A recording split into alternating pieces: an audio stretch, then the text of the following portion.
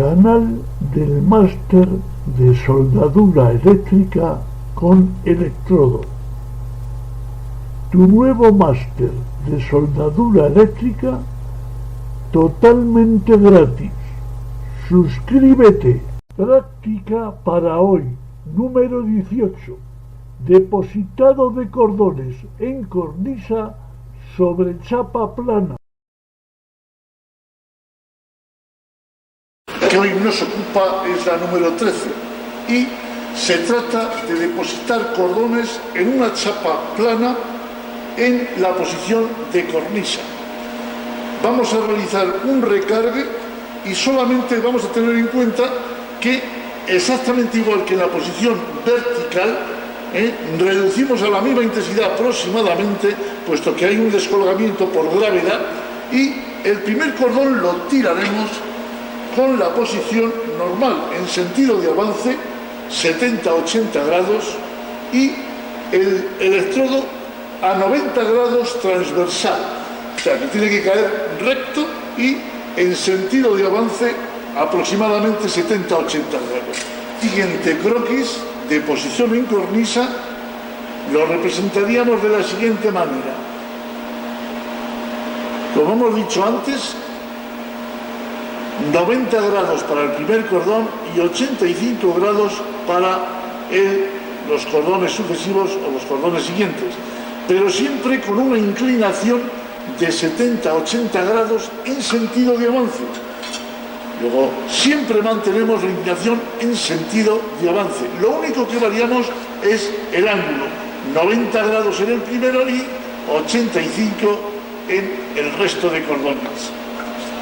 En el empalme sí que hay que tener un poquito más cuidado, puesto que son cordones estrechos lo que estamos realizando para que lógicamente se nos descuelguen. Vamos a iniciar la soldadura en cornisa, depositar cordones como estamos viendo en esta pieza. Una realidad de cordones y cómo deben de quedar. Vemos que están unidos a la perfección uno con otro sin escurrirse el material, o sea, sin descolgamientos. Y vemos el aspecto del cordón. Vemos los cráteres en los cuales empalmaremos para continuar con el ejercicio. Y recordar lo que hemos dicho en el croquis adjunto, que la posición del electrodo en los cordones sucesivos al primer cordón debe ser aproximadamente de 85 grados. En este caso vemos perfectamente que se cumple ese requisito y hemos empezado un cordón llevando el centro del electrodo por la línea lateral superior del cordón anterior o del cordón último. O sea, llevamos el electrodo entre la pieza y el cordón. Y ya digo, a unos 85 grados aproximadamente. La longitud de arco es la de siempre, igual a la del diámetro del electrodo. Pero aquí sí que tiene mucha importancia el que no sea muy alta, ya que debemos disponer de una gota más bien estrecha. La intensidad sigue siendo la misma que en la posición vertical, ya que tenemos aquí el riesgo de que el material se nos pueda descolgar. Vemos perfectamente cómo lleva el electrodo regular, con un avance regular, y entre la chapa y el cordón anterior, para que la gota lógicamente sea estrecha. Terminamos este cordón y vemos que ha unido perfectamente con el de abajo, y es debido a que el ángulo de inclinación es el adecuado. Tiramos un nuevo cordón a 85 grados y no olvidemos que el ángulo en sentido de avance sigue siendo de 70 a 80 grados. Y que no hay movimiento alguno, simplemente aguantar la gota y que tenga la anchura deseada. En este caso es aproximadamente de unos 6 u 8 milímetros como mucho. O sea, que no debemos dejar un arco largo y que salga la gota muy ancha, porque entonces se nos escurriría el material. Repito, llevamos un ángulo de 85 grados y 70-80 en sentido de avance. El electrodo es de diámetro 3,25 de rutilo y además la intensidad es aproximadamente de 95 amperios. Ya digo que esta intensidad en este ejercicio, igual que en soldadura en posición vertical, oscila entre 95 y 105 amperios, para que nos dé una gota controlada, una gota pequeña, que la seguiremos por toda la longitud. Si la longitud de arco es adecuada, el cordón tiene que salir regular. Y los empalmes se realizan como siempre.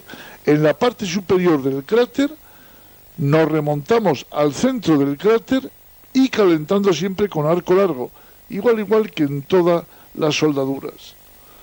Vemos que el cordón sale perfecto, bien fundido. Estamos viendo diferentes ejercicios, pero que en lo básico es lo mismo. Vemos que la inclinación del electrodo es la adecuada, que lo llevamos por el lateral superior del cordón anterior, del último cordón realizado, puesto que se trata de tirar cordones estrechos para un recargue de soldadura en posición de cornisa, o sea, vertical sobre plano horizontal.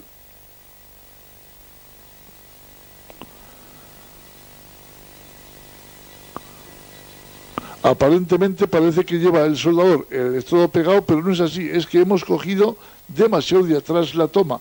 Ahora vemos perfectamente que queda una pequeña holgura entre el electrodo y el cordón anterior.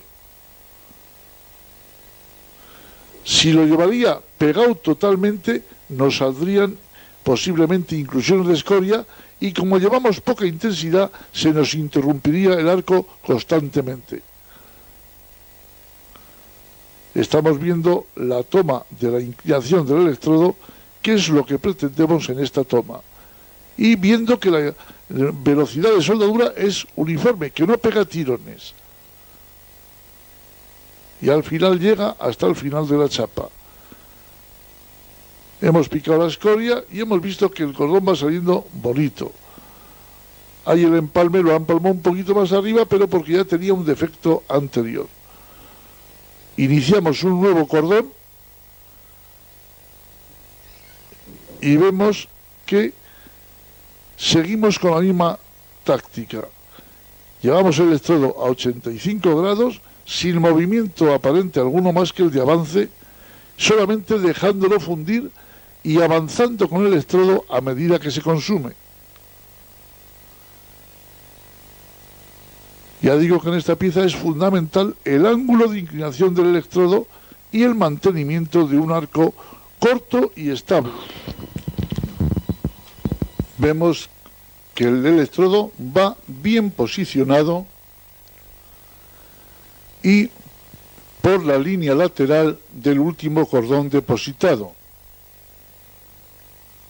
Simplemente esas pequeñas normas a seguir y el cordón saldrá perfecto.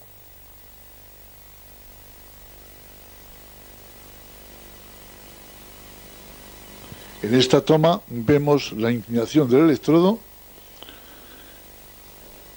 y que no es más que un movimiento de avance el que realizamos.